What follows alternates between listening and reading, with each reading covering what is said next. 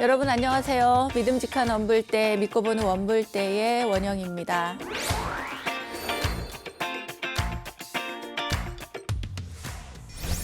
몸과 말과 생각으로 짓게 되는 신구의, 신업, 구업, 의업, 이것을 불교에서는 삼업이라고 하는데요. 중생이 윤회하는 그 원동력이 바로 이 삼업이라고 합니다. 또한 우리가 짓는 업은 그 행위의 좋고 나쁨에 따라서 선업과 악업, 또 선에도 악에도 속하지 않는 무기업, 이렇게 세 가지로 나눌 수가 있습니다. 선업, 악업, 무기업. 그렇다면 선업과 악업 중에 어느 것이 더 힘이 셀까요? 여러분 생각해 보신 적이 있으실까요? 사실 실제로 선업보다는 악업의 힘이 훨씬 더 강하다고 합니다. 세상을 살아가면서 우리도 느끼게 되는 일들이 있잖아요. 좋은 일은 아무리 많이 해도 표가 잘 나지 않는 반면에 나쁜 일은 아주 조금만 해도 금방 또 이렇게 표가 난다거나 아무리 맑은 물이라도 탁한 물, 예를 들어서 먹물이라도 한 방울 이렇게 떨어지면 그 맑은 물이 금방 이렇게 흐려지는 것을 볼 수가 있습니다. 하지만 아무리 악업의 힘이 크다고 한들 선업을 이길 수는 없죠. 단지 시간이 오래 걸릴 뿐 세상의 대부분의 생명이 선을 지향하기 때문에 반드시 권선징악의 진리가 이렇게 펼쳐지는 것이 아닐까 싶습니다. 이런 부처님 말씀이 있어요. 마음은 모든 법의 근본이니 마음이 주인이 되어 모든 것을 부린다. 마음속으로 악을 생각하여 그대로 행하면 괴로운 과보받는 것이 바퀴가 바퀴 자국을 따라가는 것과 같다. 마음속으로 선을 생각하여 그대로 행하면 선의 과보를 받는 것이 마치 그림자가 형체를 따르는 것과 같다. 이런 이야기가 있습니다. 증일아함경에 담긴 부처님 말씀인데요. 지금 내 마음은 악으로 또는 선으로 이렇게 어느 쪽으로든지 기울어져서 향하고 있는데 늘 스스로를 돌아보면서 내가 어느 쪽으로 가고 있는지 이렇게 살펴보는 여러분이 되셨으면 좋겠습니다. 자, 선함을 배우고 또 익히는 그런 지혜로운 시간, 오늘도 행복한 불교 공부 시작해 보도록 하겠습니다. 여러분 어서 모이세요.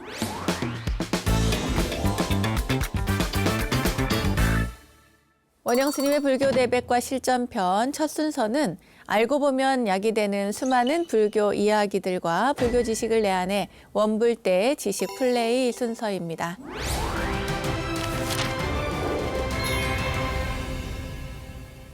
흔히 부처님 법문을 84,000 법문이라고 하죠. 그만큼 굉장히 방대한 그런 부처님의 가르침, 그리고 그 방대함을 담은 84,000 모든 경전의 요지를 단 한 권의 책으로 명료하게 정리해 놓은 그런 경전이 있습니다. 주로 부처님의 기본적인 가르침을 담고 있는데요. 그것이 바로 42장경입니다. 42장경은 대승 경전들과는 그 형식에서 조금 차이가 있습니다. 서분, 정종분, 유통분 이렇게 나누어지는 정형화된 그런 형식으로 편찬된 것이 아니라 42장경이라고 하는 제목에서도 알 수 있듯이 42개의 각장으로 나누어져서 알기 쉬운 비유를 들어서 불법의 요지를 설하고 있습니다. 그런 점에서 불교를 처음 접하는 초보 불자들이나 바쁜 일상 속에서 마음의 여유가 없는 우리 현대인들에게는 가까이 하기에는 굉장히 쉬운 아주 소중한 그런 경전일 텐데요.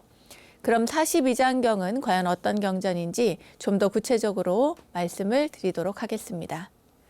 42장경은 쉽게 말해서 이런 겁니다.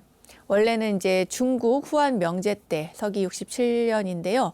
불교가 이제 서역에서 인도에서 중국으로 처음 넘어온 시기가 바로 후한 명제 67년이라고 합니다. 그때 당시에 불교를 중국 땅에 소개하기 위해서 만들어진 경전이 바로 42장경인데요.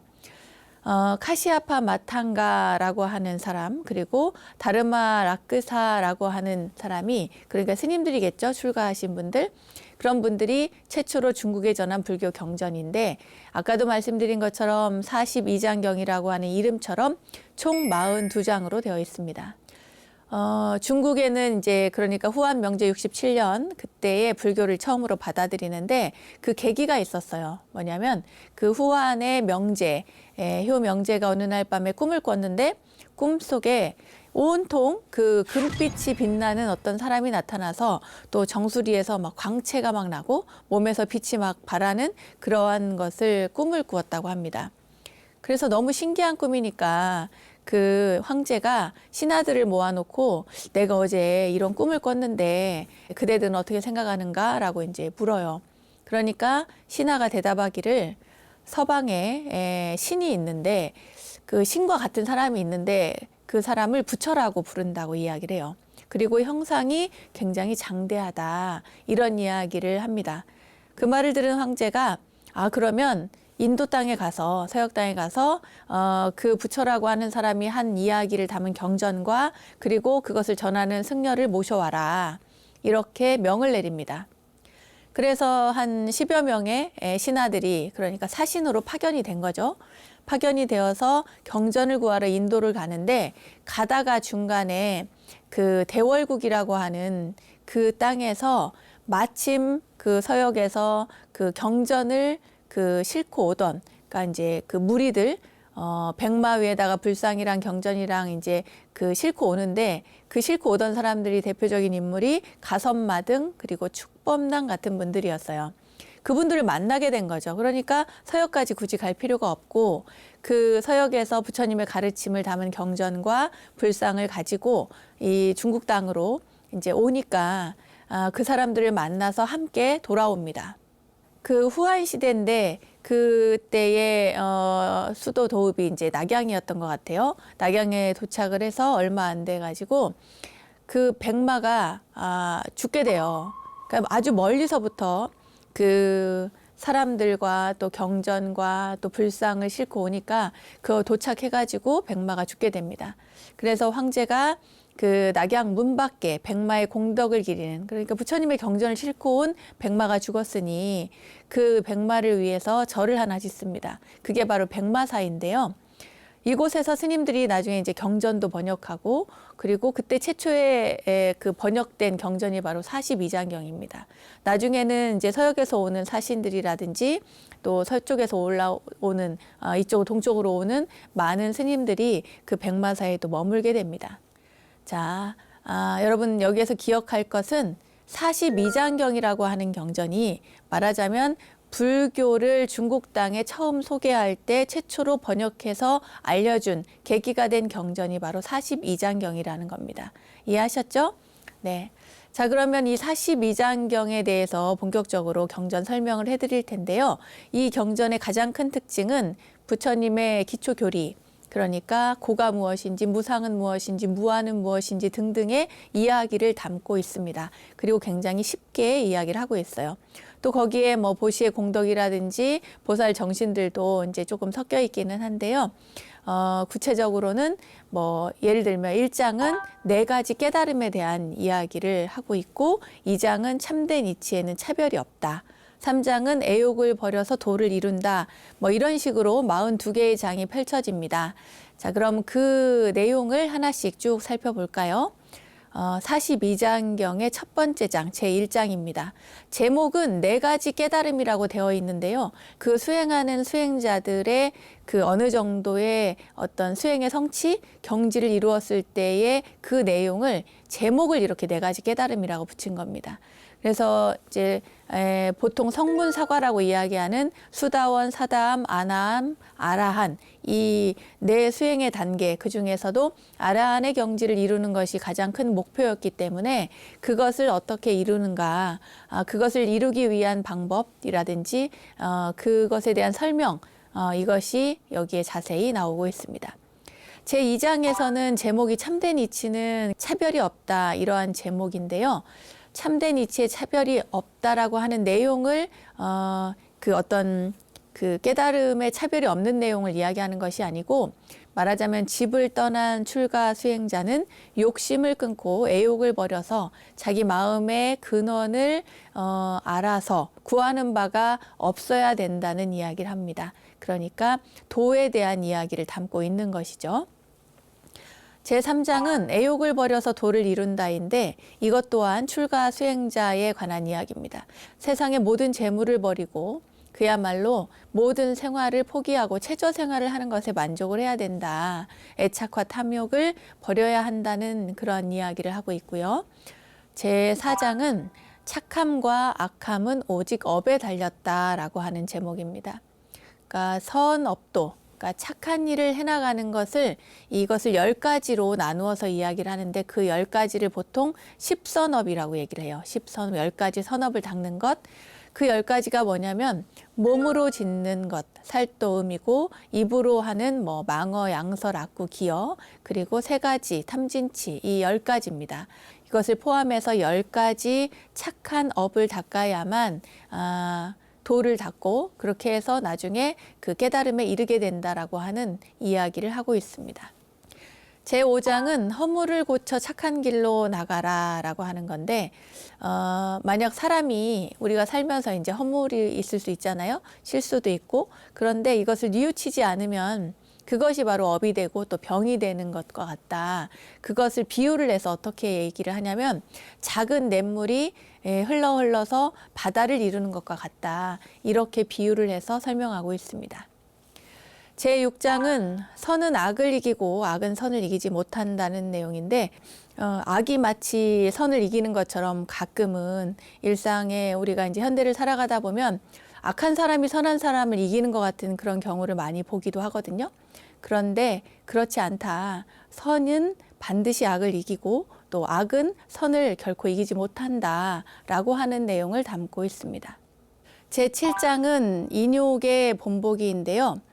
이것은 누가 욕을 해도 받지 않으면 내 것이 아니다라고 하는 내용입니다. 부처님의 일화 중에 나오는 이야기인데요. 어떤 사람이 부처님을 찾아와서 당신을 비방하면 부처님께서는 어떻게 하시겠습니까? 라고 하는 그런 이야기가 있어요. 아함경에 나오는 이야기가. 그때 부처님께서 도로 이제 묻습니다. 만약에 자네에게 이제 그 손님이 와가지고 그 손님이 청해서 음식을 먹게 되는데 그 음식을 받았을 때 먹지 않으면 그 음식은 누가 먹게 되느냐 했을 때 준 사람이 그 음식을 받게 됩니다. 라고 하는 그러한 일화가 있는데 그 이야기를 그대로 가지고 와서 여기에서 또 설명을 하고 있습니다.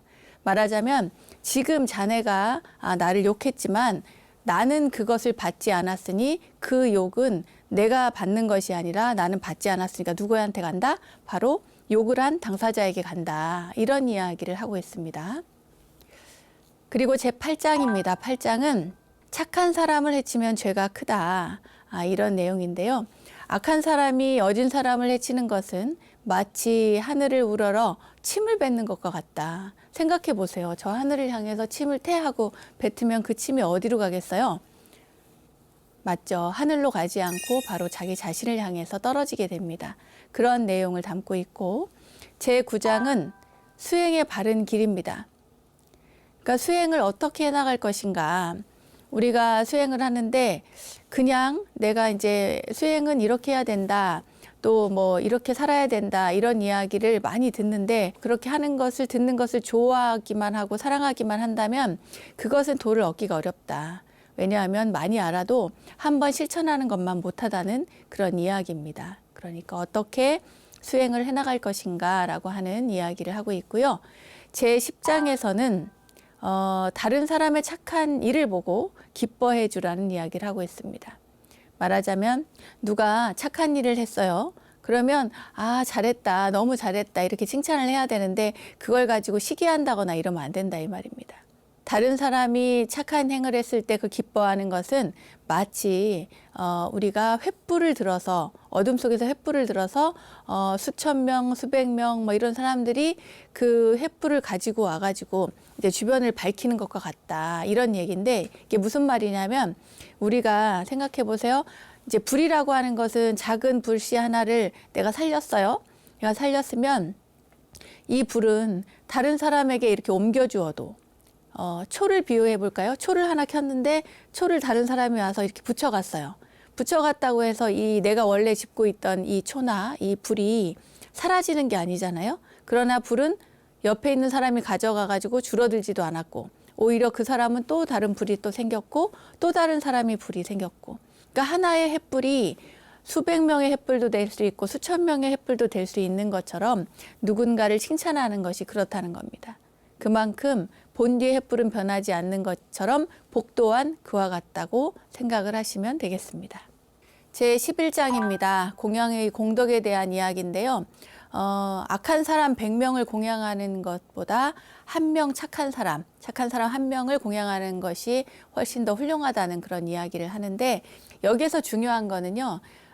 모든 수행자에게 공양하는 것이 다 옳다라는 것이 아니라, 최고의 수승한 그런 복덕이라는 것이 아니라 올바른 수행자에게 공양하는 것이 그만큼 중요하다는 얘기입니다. 아시겠죠, 여러분? 네. 그리고 제 12장인데요. 여기에서는 20가지 경계의 내용이 나옵니다. 이 20가지, 사람에게는 20가지 어려움이 있는데 그 어려움에 대한 이야기가 여기에 많이 나옵니다. 자, 20가지가 무엇인가 한번 살펴볼까요? 먼저 가난하고 또 그 궁하게 살아서는 보시하기가 어렵다. 이것이 첫 번째입니다. 그리고 건장하고 귀해서는 도를 배우기가 어렵대요. 이게 무슨 말일까요? 그러니까 건강하고 또 귀하게 잘 자라고 이러면은 사실은 귀하게 대접받고 살면은 도를 배우기가 어렵다는 거예요. 또 목숨을 버려서 죽기를 기약하기는 어렵대요. 목숨을 버려서 죽기, 난 언제 죽을 거야 이렇게 내가 죽고 싶어 해도 그렇게 죽기는 쉽지 않다. 부처님의 경전을 얻어보기는 어렵고, 그쵸? 부처님의 경전을 우리가 똑같이 이 세상에 살았어도 부처님의 가르침을 접하는 사람, 또 접해도 믿고 따르기는 어렵잖아요. 그런 것을 이야기하고 있습니다. 살아서 부처님의 세상을 만나기도 어렵고, 또 색과 욕심을 참기도 어렵고, 좋은 것을 보고 구하지 않기도 어렵죠.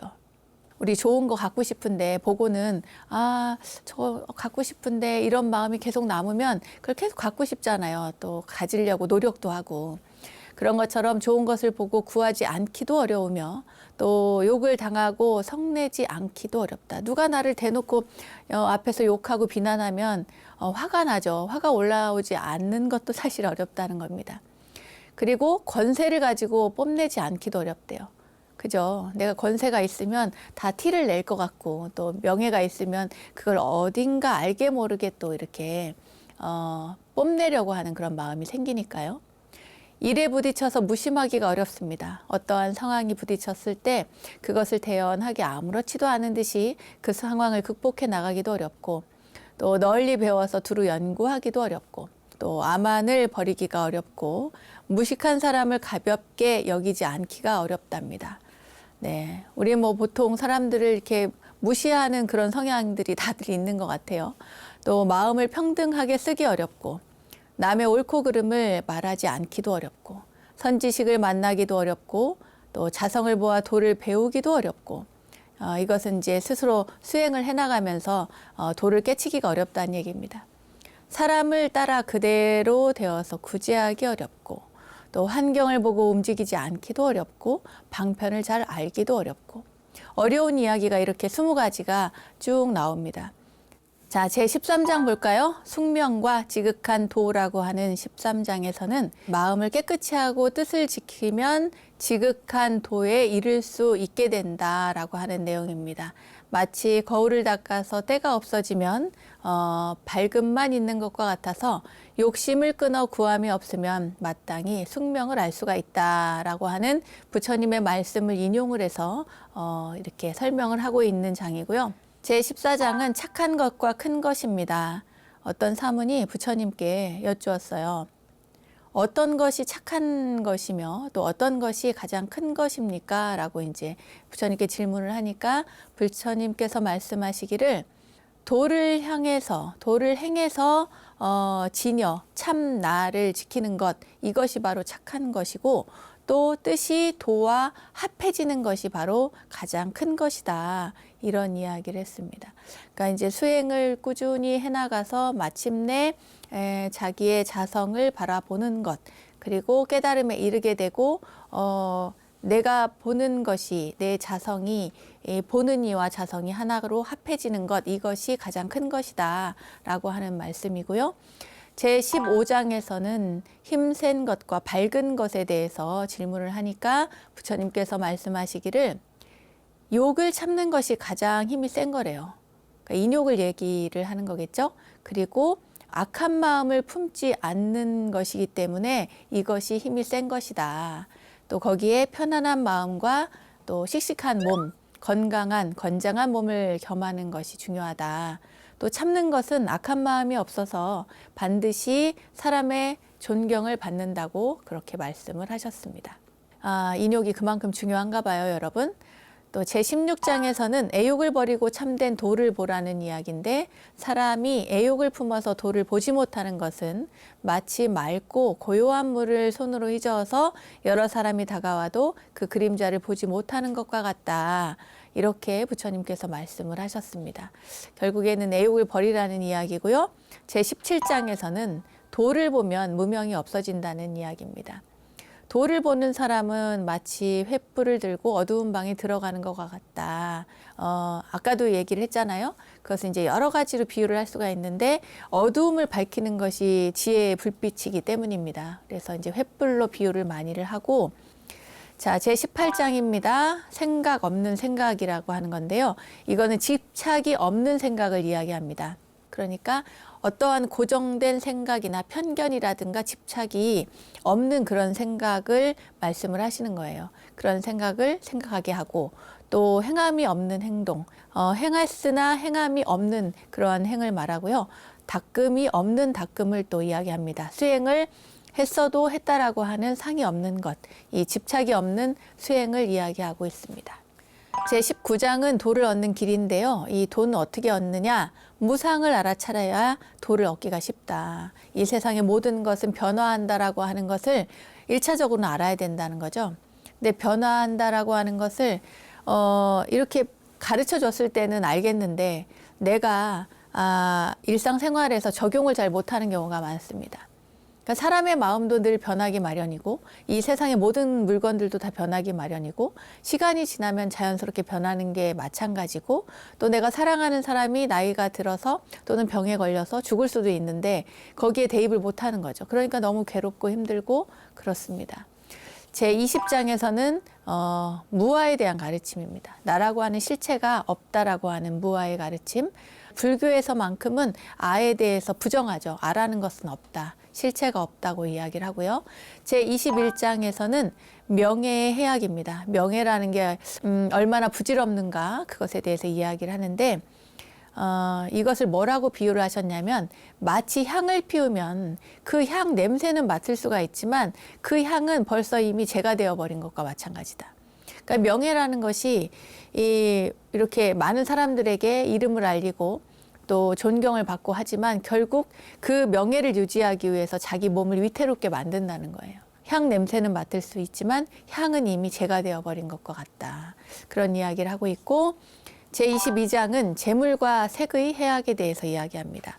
재물과 색은 마치 칼날 끝에 묻은 꿀과 같아서 한번 맛을 들이면 쉽게 끊지를 못한대요. 그런데 이 재물과 색을 탐하는 것은 마치 어린아이가 칼끝에 묻어있는 그 꿀을 핥아먹는 것과 같대요. 얼마나 위험합니까? 아이들은 특히나 조심성이 없잖아요. 그러니까 그만큼 위험하다는 얘기를 하고 있고 또 제23장에서는 처자와 가옥의 번뇌라고 하는 제목입니다. 사람이 이제 인간관계에 있어서의 옥매임이라고 하는 것은 기한이 없기 때문에 이거는 굉장히 힘든 일이다. 그러한 이야기를 하고 있고 제24장에서는 색은 중생의 가장 큰 병이다. 모든 애욕 가운데 색만한 것이 없으니까 색욕 이것은 뭐 크기가 없다라고 할 정도로 굉장히 위험한 것이다. 이런 얘기를 하고 있습니다. 이게 지금 얘기를 쭉 하면서 여러분 느끼시겠지만 아까도 말씀드린 것처럼 기본적으로 수행하는 사람들을 이렇게 가르치기 위해서 이야기를 하고 있기 때문에 여기에는 조금 더 뭐라고 해야 되나 좀 더 강도가 높다 이렇게 생각을 하시면 되겠습니다. 제25장은 애욕을 멀리하라는 내용인데요. 사람에게서 애욕은 마치 횃불을 잡고 바람을 거슬러 가는 것과 같다. 이제 이게 무슨 말이냐면 또 횃불 얘기가 나왔어요. 바람이 막 불어요. 그런데 우리가 이제 이 불을 들었으면은 이제 바람으로부터 이 불을 막으려고 이렇게 등을 돌려야 되는데 바람이 막 불어오는데 불어오는 방향을 향해서 횃불을 들었다고 생각을 해보세요. 그러면 그 횃불이 어디로 가겠습니까? 나에게 오겠죠. 그와 마찬가지로 이 불덩이는 결국에는 애욕의 덩어리다.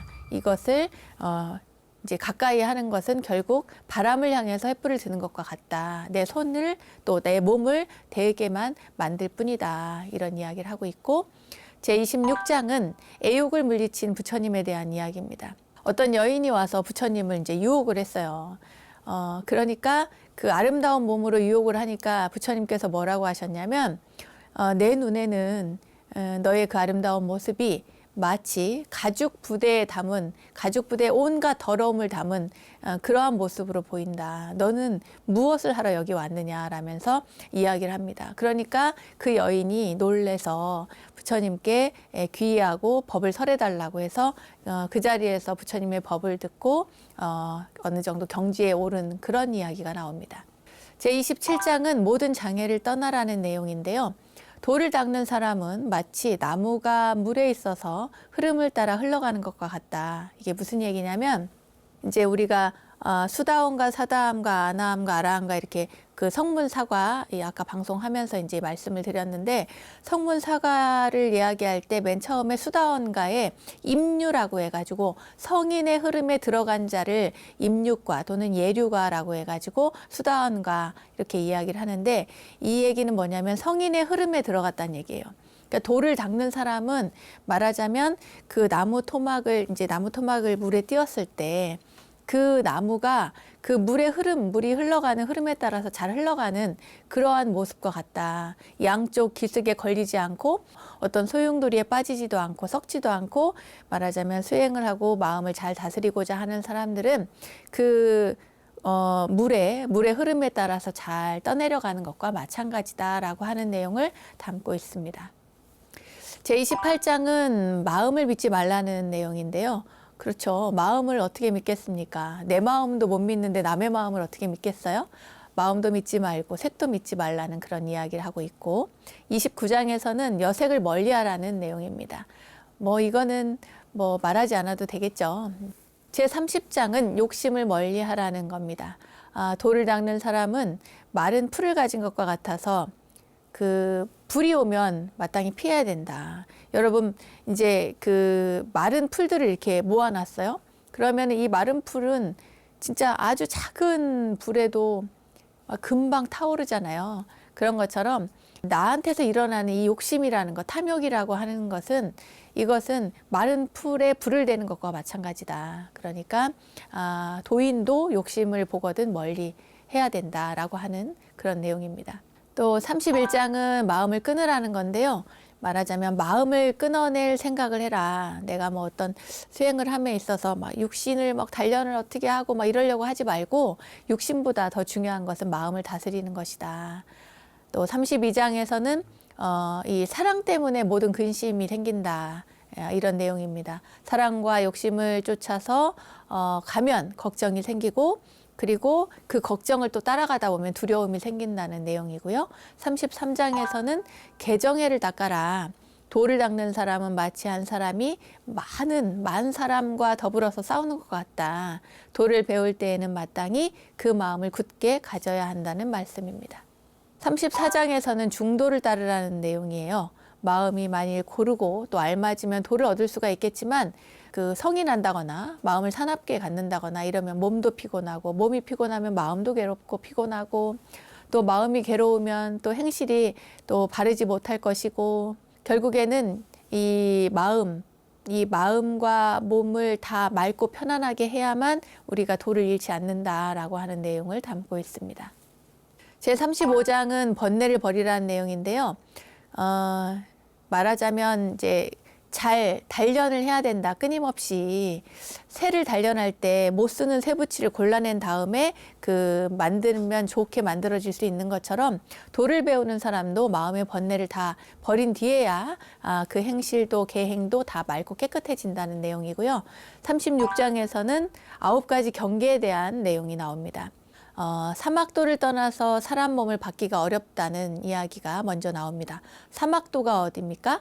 지옥, 악이 축생이죠. 지옥도 아기도 축생도 이 사막도를 떠나서 사람 몸을 받기가 어렵고 사람 몸을 또 받는 중에도 사실은 수행하기 좋은 게 이제 여자 몸보다 남자 몸이기 때문에 그래서 남자 되기가 어렵다는 얘기도 하고 뭐 설령 남자가 되었어도 모든 그 신체가 건장한 육군이 완비되기가 어렵고 육군이 건장한 신체가 건장한 사람이라고 하더라도 또 좋은 국토에 나기가 어렵고 좋은 땅에 났어도 부처님 세상을 만나기가 어렵고 부처님 세상을 만났어도 부처님 회상에 들어와서 출가해서 살기도 어렵고 출가했다고 해도 그 안에서 정말 신심을 내서 수행하기가 어렵고 신심을 내었어도 보리심을 발하기가 어렵고 보리심을 발했어도 깨달음을 얻기가 어렵다. 이러한 내용입니다.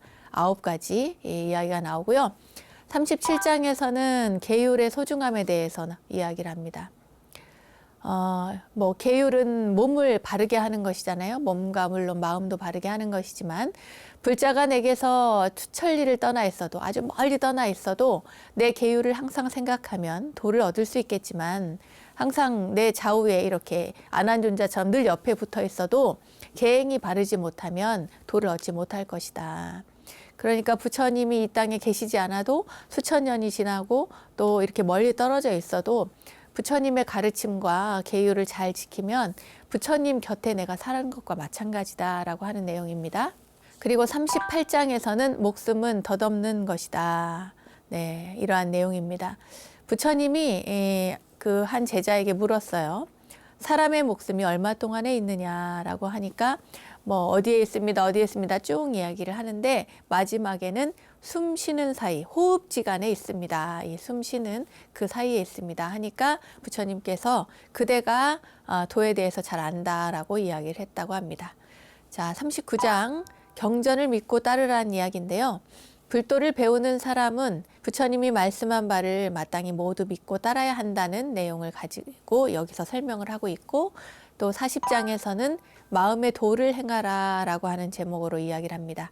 몸은 도를 따르는 듯하지만 마음이 그렇지 않다면 도를 얻을 수가 없다. 사실 몸과 마음은 따로 떼어서 이야기할 수가 없잖아요.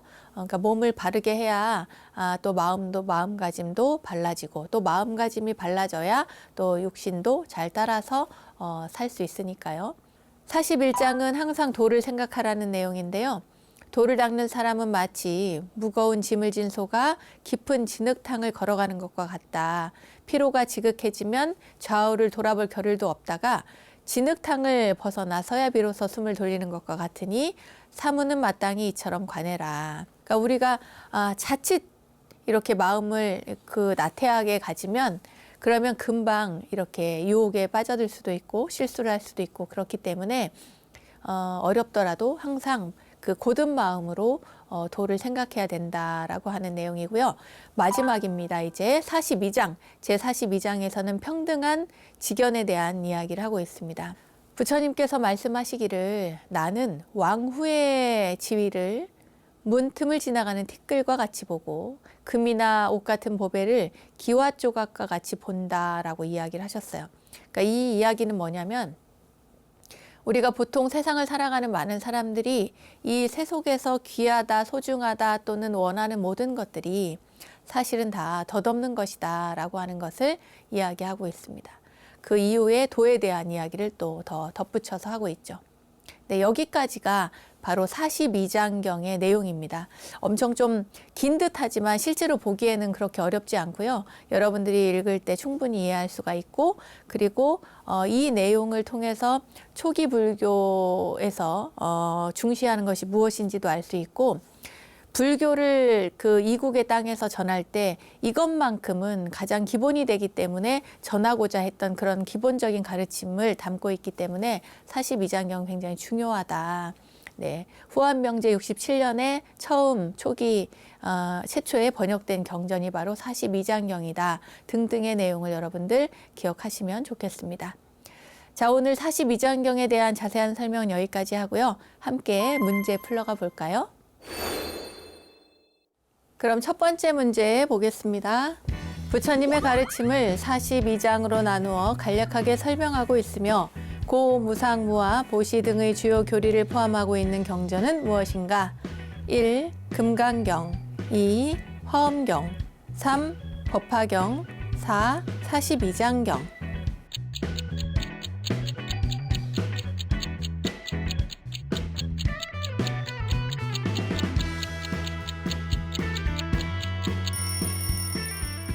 네, 정답은 너무 쉽죠? 42장경입니다.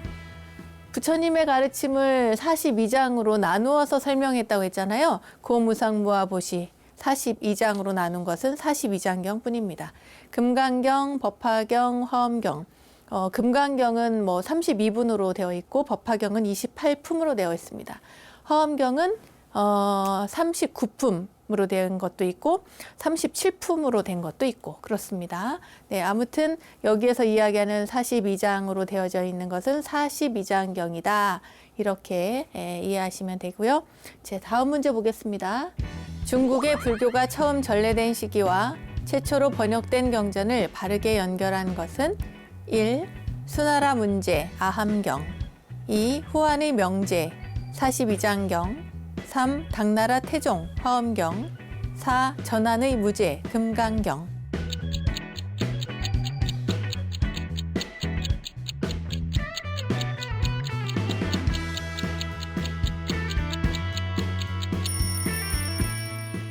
정답은 후한의 명제 42장경입니다. 중국의 불교가 처음 전래된 시기. 자, 처음 전래된 시기가 뭐예요? 후한 명제 67년입니다.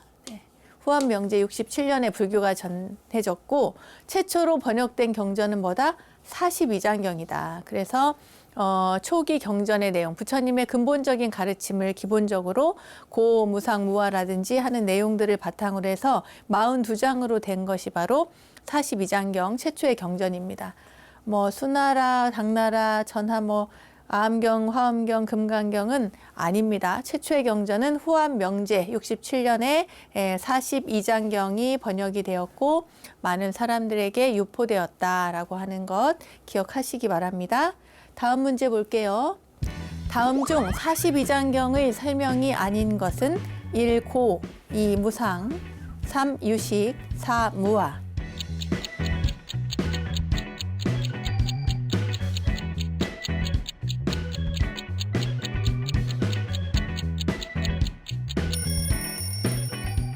정답은 유식입니다. 42장경은 부처님의 가르침을 아주 근본적인 가르침을 담고 있기 때문에 여기에는 삼법인에 대한 내용 이런 내용들을 기본으로 하고 있거든요. 그래서 고, 무상, 무화가 뭡니까?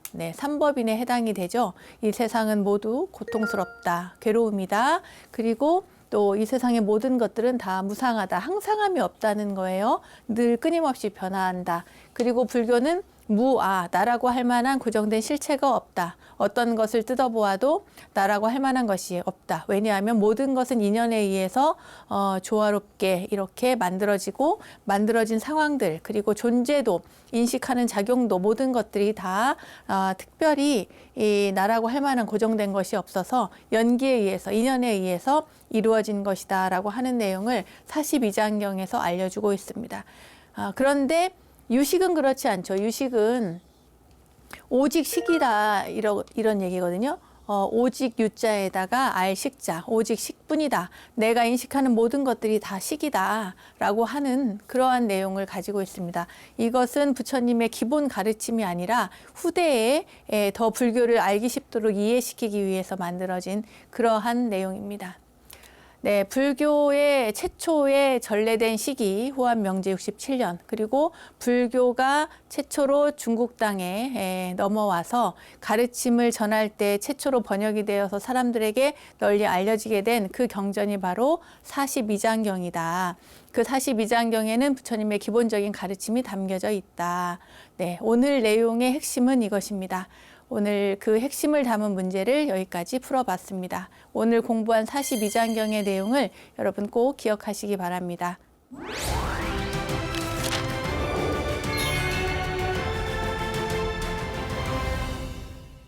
우리들 인생길에 마주한 이야기 하나로 삶을 향기롭게 만들어가는 시간, 마음훈련의 시간, 불문입니다.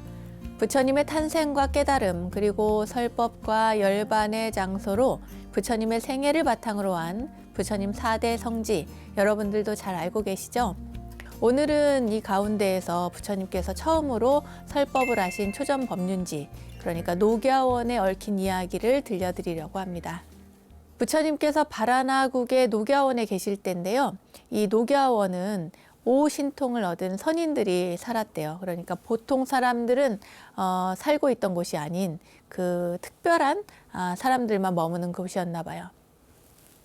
이 바라나국의 왕이 어느 날 사냥을 하러 갔다가 1000마리의 사슴무리가 그물 속으로 들어가는 것을 보게 됐대요. 그러니까 그물을 쳤겠죠. 이 사슴을 잡으려고. 근데 왕이 병사들을 동원해서 이 사슴의 무리를 다 에워싸니까 사슴떼들이 놀라고 두렵고 막 이렇게 소리조차 내지를 못했대요. 그때 석가모니 부처님께서 그러니까 전생에 이 사슴 무리의 왕이었을 때 이야기인데 부처님께서 그러니까 이제 전생에 두려움에 떨고 있는 사슴들에게 이 사슴 왕으로서 이야기를 합니다. 뭐라고 하냐면 모두들 마음을 편안하게 해라. 두려워하지 마라.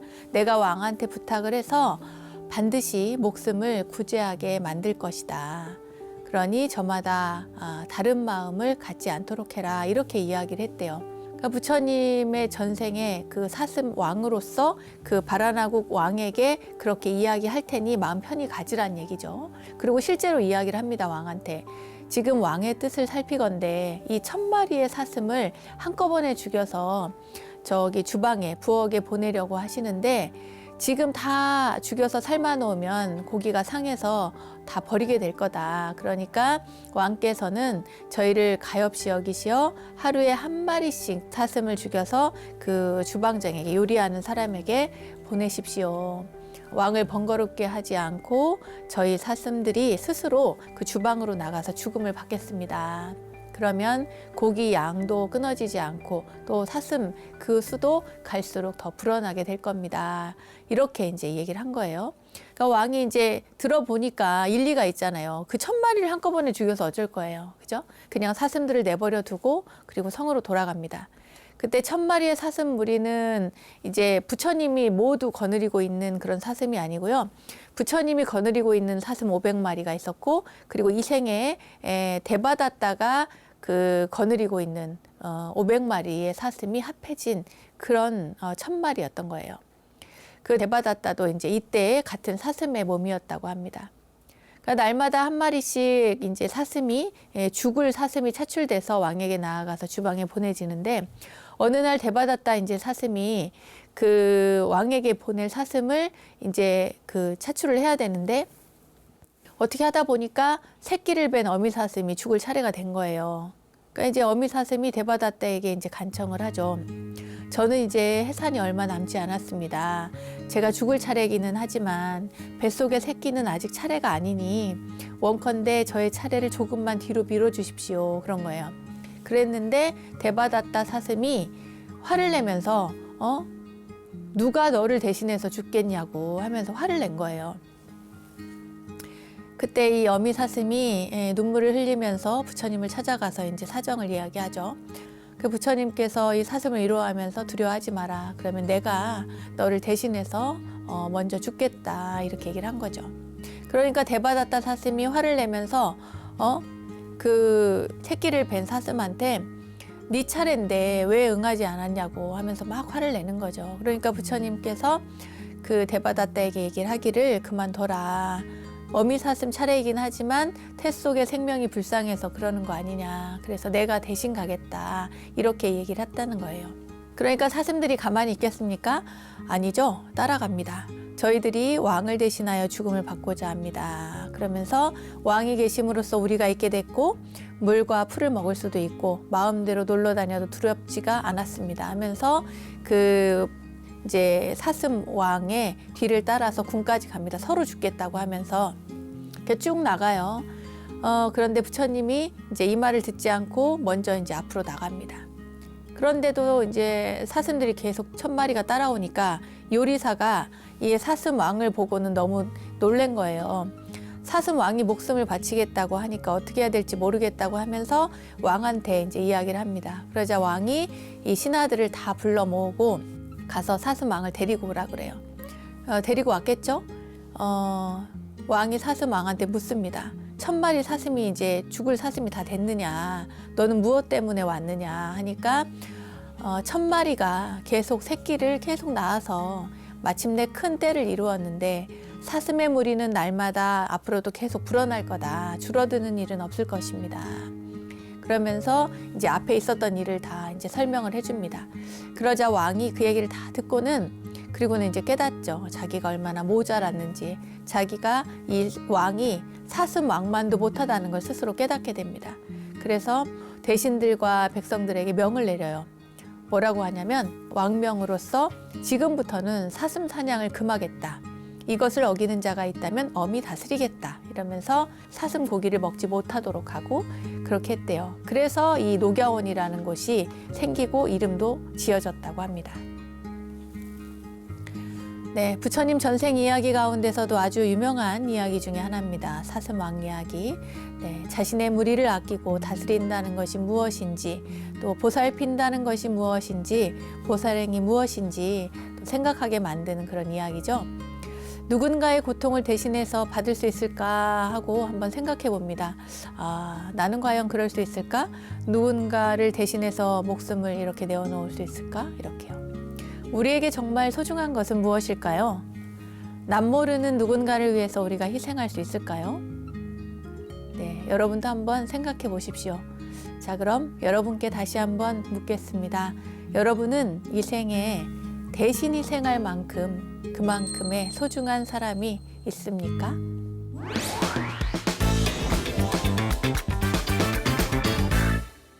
부처님의 가르침을 실생활에 적용할 수 있도록 친절하게 설명해드리고 있는 원영 스님의 불교 대백과, 오늘은 한눈에 보는 경전 시리즈를 주제로 42장경에 대해서 공부해봤고요. 또 추류경에 담긴 녹야원의 기원에 대한 이야기도 전해드렸습니다. 자, 알매지혜가 가득한 시간 원불대, 오늘은 여기까지입니다. 원불대와 함께 불교 공부는 물론 삶의 지혜를 찾는 시간 만들어 가시기 바라고요. 자, 공부하는 원불대, 수행하는 원불대 여기서 마치겠습니다. 다음 시간에 또 만나요. 감사합니다.